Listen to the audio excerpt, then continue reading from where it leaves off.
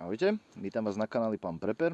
Týmto videom by som chcel ukončiť takú nejakú minisériu, kde sme sa rozprávali o PMR radiostaničkách Motorola. A v tomto prípade si spravíme také menšie porovnanie týchto troch najpopulárnejších modelov, čiže Motorola T42, T62, T82, v tomto prípade T82 Extreme. Pozrieme sa na to pohľadom prepra. Ktorá z týchto troch staničiek je z môjho pohľadu najvhodnejšia pre preprov? Samozrejme, v niektorých prípadoch môže rozhodovať cena. Budete sa pozerať po tých Motorolách T82. V tom prípade by som vám odporúčil jedno z mojich starších videí, kde som sa zameral presne na túto konkrétnu vysielačku a odporúčil som vám tam inú. A vysvetlím tam aj prečo túto z preperského hľadiska neodporúčam. Ale tak poďme sa na to pozrieť. Pre T42 hovorí cena v pár, nejakých 24-25 eur, čo vychádza v pomere na kus neuveriteľné, naozaj 11-12 eur za vysielačku. O niečo ďalej je Motorola T62, tam ten pár stojí nejakých 55 až 60 eur a potom sa dostávame ešte ďalej a za nejakých 80 až 100 podľa predajcu kúpite T82. Ten cenový rozdiel hlavne medzi T42 a T82 je obrovský. Preto vás možno bude zaujímať, či sa naozaj toľké peniaze oplatí priplatiť. Pokiaľ začínate a hľadáte nejakú radiostaničku za pár korún, pozrite si to moje predošlé video, kde naozaj dávam tip na inú stanicu ako Motorola T42. Možno budete sami prekvapení, že za zhodné peniaze dostanete oveľa lepšie vybavenú vysielačku. Ale tak v skratke.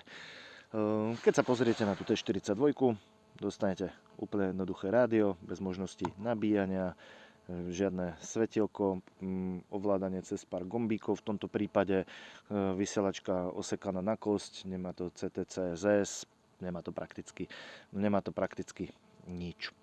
Keby ste išli o krok ďalej, tu už vidím obrovskú výhodu pre preprov. Táto stanička má tieto T62, majú, ako vidíte, CTC, ZS kódy, už má, tuším, táto, dlho som ju nepoužíval, jasne, viete zapnúť Vox, čo je na rozdiel proti tej 42 ďalšia funkcia, viete tu vypnúť tóny tlačidiel, viete si tu zapnúť Dual Watch dokonca, to čo tiež tá 42 nemá, viete monitorovať dva kanály, viete si tu vypnúť vyzváňanie a podobne. Stanička je niečo väčšia, má podsvietený a kvalitnejší displej.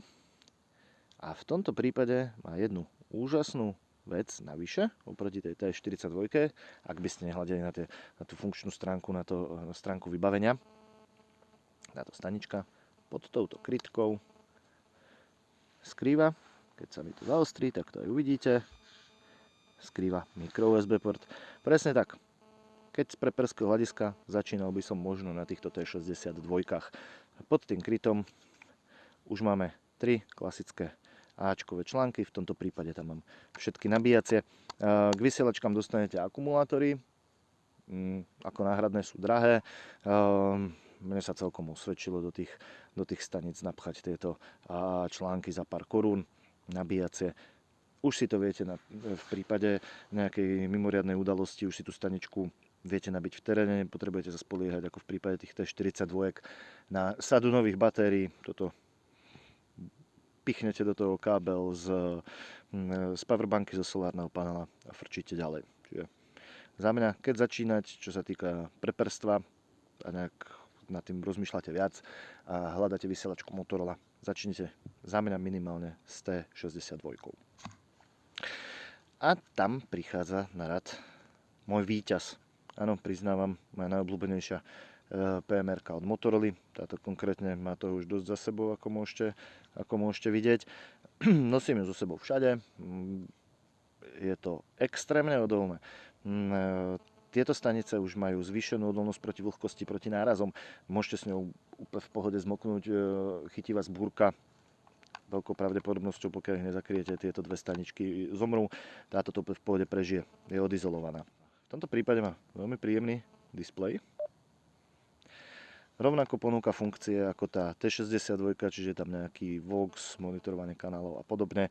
Úplne v pohodičke, inak ovládanie už vidíme, že na rozdiel od toho, čo tu máme 4 tlačidla, v prípade týchto dvoch už je to ovládanie jednoduchšie, pohodlnejšie. Tých tlačidel je tam 6, aj tieto samozrejme ponúkajú funkciu rýchleho párovania. V tomto prípade však už nestláčame nejaké tlačidlo na zapnutie stanice. Máme tu otočný volič, čo môže byť príjemné v rukaviciach, na rýchlo, úplná paráda. Tým upravujeme aj hlasitosť, čiže odpadá akékoľvek ťukanie do tlačidiel a aj v tomto prípade pod krytkou sa skrýva micro USB, čiže máte možnosti nabíjania ako v prípade T62, ale už je to dotiahnuté trošička ďalej. Ešte som zabudol, aj v prípade tej T62, T62, ťažko sa to otvára spoza kamery, vidíme port, rovnaký port nájdeme aj na tej, nebudem to sa s tým teraz hrať, rovnaký port na sluchátka na handsfree sadu nájdeme aj v prípade tej T62, čiže už si vieme dať handsfree sadu a keď niekto vysiela či nám to do celého sveta neodhalí to našu polohu, ako v prípade tohto drobca, ktorý túto možnosť nemá. A práve preto, to bola jedna z vlastností, prečo som vám odporúčal inú vysielačku v rovnakej cenovej kategórii v tom predošlom videu.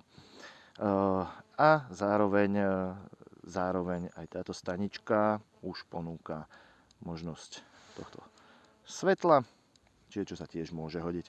V prípade núdze máte núdzový zdroj svetla, máte stanicu, ktorá niečo vydrží, viete ju nabiť z powerbanky zo solárneho panelu. V tomto prípade, nakoľko je tá stanica zodolnená, už je tu takýto posuvný zámok, ktorý vám drží ten kryt. A tu vidíte, v tomto prípade tam mám daný ten pôvodný akumulátor, ktorý je dodávaný k staničkám, ale jednoducho ho viete vyťahnuť a dať si tam klasické AAčkové tužkové batérie, ako mám v tejto T42 nabíjacie, a nabíjať si to kdekoľvek v teréne. Takže také malé porovnanie pre záujemcov o vysielačky PMR-ky z portfólia Motorola. Snáď vám aj toto video pomohlo s výberom a budete vyberať správne a získate stanicu, ktorá vás bude tešiť a v núdzi vás nenechá v štychu. Ak sa vám video páčilo, nechajte like, poprípade odber a vidíme sa niekedy na budúce. Ahojte.